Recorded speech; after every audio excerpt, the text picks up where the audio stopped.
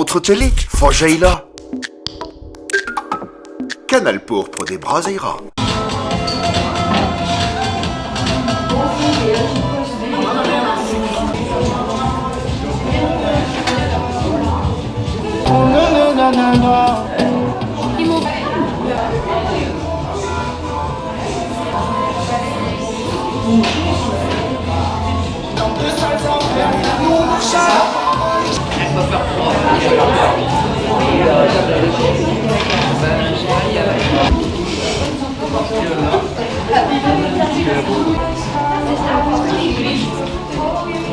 Patricia, bonsoir. Bonsoir.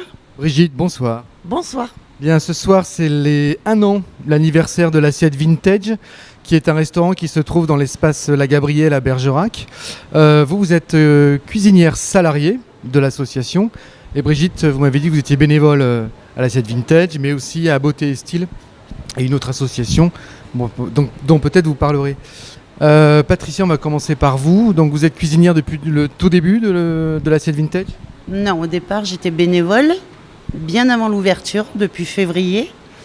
Après, j'étais bénévole jusqu'au 15 janvier, où on m'a fait un contrat pro. Et je suis en formation également à Jean Capelle, en cuisine. Donc là, en fait, vous êtes actuellement en formation. Et lors de votre période de bénévolat, vous étiez déjà en formation. Vous avez déjà fait un peu de cuisine ou pas du tout ? Non, j'avais jamais cuisiné à part chez moi. Ça change totalement par rapport aux quantités, quoi. Mais... D'accord, donc est-ce qu'on peut dire que l'Assiette Vintage, qui est une association qui fait de l'insertion, on peut dire ça comme ça, parce que vous êtes un pur produit de cette insertion réussie pour l'instant. Vous avez un contrat de combien d'heures ? D'heures ? Je fais...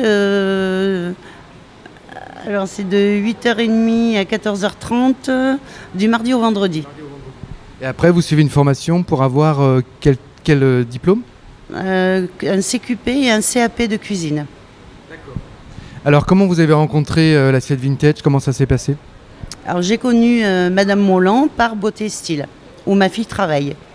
Et quand ils ont lancé l'Assiette Vintage, je me suis proposé de venir donner un coup de main. Et puis de fil en aiguille, je suis restée. Alors ce soir, c'est un menu un peu spécial. Avant de laisser la parole à Brigitte, est-ce que vous pouvez nous raconter ce que vous avez prévu ? Alors ce soir, c'est basé sur la Savoie. Entrée savoyarde, donc c'est des toasts. On a fait de la purée de pommes de terre arrangée, des épices, des œufs, et on a fait des petites gaufres dessus. Donc présentées dans des petites assiettes avec un peu de salade, quelques petits cubes de fromage. Après, nous avons des crozets, ce sont des petites pâtes. On a fait un gratin avec, et des diottes, ce sont des saucisses cuites au vin blanc et aux oignons. Bien, mais on va goûter tout ça tout à l'heure parce qu'on est à l'apéritif.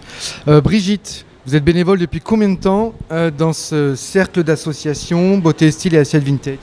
Je suis bénévole depuis 3 ans environ. J'ai commencé, de par ma profession de juriste, à aider Véronique. Véronique Molland, qui est la directrice, la présidente. Voilà, j'ai commencé à aider Madame Molland pour la rédaction de courriers, de mise en place de statuts. Et puis, petit à petit, chemin faisant, l'idée me plaît énormément parce que je connaissais déjà ce milieu-là. Et, par rapport à votre métier de juriste, non ? Et de juriste et de mon investissement associatif parallèle. Voilà, qui touche toujours un petit peu au social, et l'envie a grandi. Après avoir quitté Bordeaux, m'être retrouvée à Bergerac, de me réinvestir d'une autre manière. Est-ce qu'on peut dire que l'Assiette Vintage est ce qu'on appelle un restaurant solidaire ? Je ne sais pas si ça a vraiment un sens, ou comment est-ce qu'on pourrait définir ce qu'est l'Assiette Vintage ? L'assiette Vintage est totalement un restaurant solidaire. Donc, est-ce que vous pouvez nous expliquer ce concept de restaurant solidaire ? Le but de l'assiette Vintage est de recevoir un public qui n'avait plus les moyens de revenir au restaurant. Donc l'idée a germé de se dire pourquoi pas un restaurant pour eux, mais qui est ouvert à tous, dans le but d'une mixité. Donc en sachant que les personnes les plus défavorisées, comme sur Beauté et Style, bénéficient d'un tarif tout à fait réduit et sont mêlés à un public, on va dire, traditionnel, qui paie un tarif plein avec un abonnement, enfin une adhésion ou pas. Voilà, libre à eux de prendre une adhésion ou pas. Donc on a trouvé l'idée super de cette mixité, justement pour retrouver là aussi d'abord l'envie de franchir une porte, ce qui est très très important me semble-t-il, et de se retrouver avec les autres, je ne veux pas être péjorative, ceux que peut-être ils ne fréquentaient plus. D'accord. Voilà. Et vous sentez, on voit un peu ce soir, mais une réelle mixité globalement dans la durée, dans le restaurant? Ah tout à fait, complètement. Vous avez des exemples concrets à nous donner comme ça pour qu'on ait une idée de la nature de la mixité? Oui, par exemple, ce soir, on accueille des gens d'univers tout à fait variés, des gens qui font partie de structures purement sociales, donc en réinsertion et en réadaptation à la vie, qui sont mixés avec des gens du monde extérieur, salariés, type, voilà. Et voilà, et ensemble, on peut tous vivre. Alors cette action sociale, on la connaît dans différentes structures associatives, j'allais dire non lucratives ou non commerçantes, parce que finalement c'est un commerce, ce restaurant solidaire, et ça vous a valu quelques, quelques prises de bec avec des commerçants. Est-ce que vous, très rapidement, comment vous avez vécu cette... parce que je crois qu'il me semble, enfin Madame Molland m'a dit tout à l'heure, qu'il y a eu une plainte qui avait été déposée auprès de la préfecture et la direction du travail. Comment l'association a vécu cette montée au créneau des commerçants? Moi, je l'ai franchement très très mal vécu. J'ai d'ailleurs, pour ma part, personnellement répondu à la présidente des commerçants en lui demandant qu'on puisse se rencontrer, mais en échangeant nos cahiers de comptes respectifs peut-être. Et que l'idée, moi, me semblait tout à fait plausible et qu'on n'avait rien à cacher, qu'au contraire, on ne demandait que ça. C'est pourquoi elle ne m'a pas répondu. Voilà, parce que le truc c'était concurrence déloyale, c'est ça qu'on vous reprochait? Concurrence déloyale. Alors je ne vois pas comment on peut faire de concurrence déloyale quand nous, on s'axe sur quand même une cuisine qui traite que du frais et cuisiner tous les jours, par rapport à un restaurant traditionnel où nous on fait des menus à 6 €, tout compris, café inclus. Je ne vois pas la concurrence déloyale. On sait très bien que tout produit payé. Après, bien sûr, il y a un léger gain. Le léger gain permet justement de réinjecter dans de l'emploi. Elle en est la preuve. Combien de salariés au restaurant? Actuellement, 3 avec ma nièce qui vient d'intégrer aussi, sur un tout petit contrat. Voilà, donc c'est une manière de montrer, nous on réinjecte dans de l'emploi. Vous ne dégagez pas des marges énormes, d'accord. Très bien, je peux insister sur ce point parce qu'il y a eu beaucoup de choses qui ont été dites. Est-ce que vous deux, vous avez le sentiment en étant là à la Gabrielle, qu'il y a des échanges avec les autres associations qui sont présentes? Je pense à la recyclerie, à l'école de la seconde chance.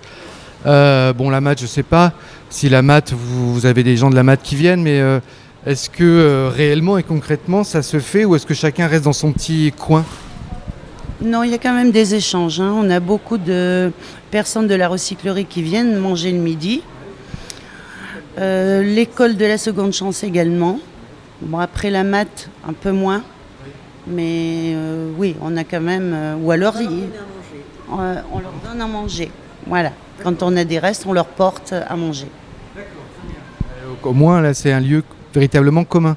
Et vous avez le même sentiment par rapport à cet espace dit partagé? Oui, je trouve qu'effectivement, il y a vraiment un partage interassociatif. Donc moi, je prône tout à fait cela. L'interassociativité est quelque chose qui me porte au-delà de tout, qui qui a généré d'ailleurs beaucoup d'activités multiples dans ce milieu-là, que je pratique toujours. Parce que en 30 ans de vie, on s'aperçoit que ça fonctionne bien. Très bien. Puis dernière question à Patricia. Le CAP, c'est pour le mois de mai, juin, je sais plus. Juillet, peut-être. Comment vous voyez après le CAP? Qu'est-ce que vous avez envie de faire, de poursuivre Oui, peut-être poursuivre. Déjà, la formation se passe très très bien. Et après, oui, pourquoi pas, peut-être poursuivre, effectivement. Peut-être même partir d'ici ou non? Non, tant que l'assiette vintage sera là, je serai là. Il n'y a pas de souci là-dessus. Merci beaucoup. Peut-être que vous voulez ajouter quelque chose que j'aurais oublié? Non? On a inclus également les plats emportés. Quelque chose qui marche très bien aussi.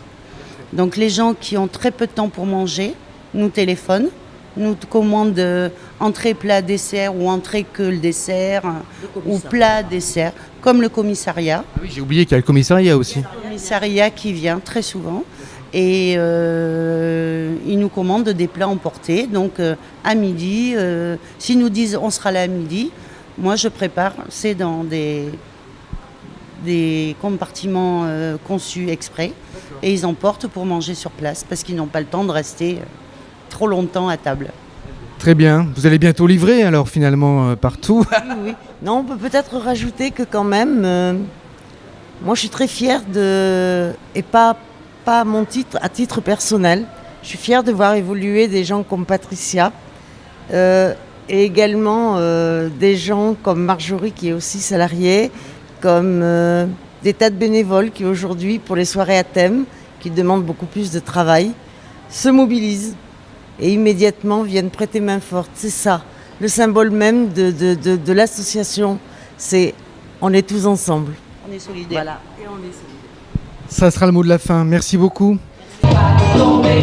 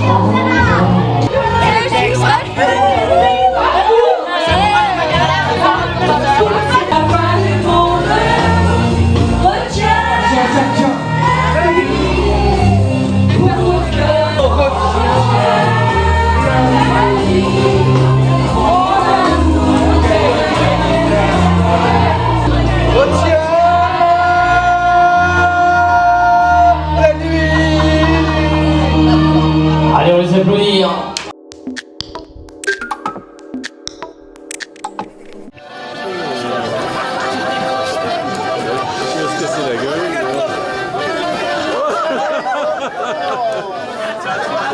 Autre télé, Fojaïla.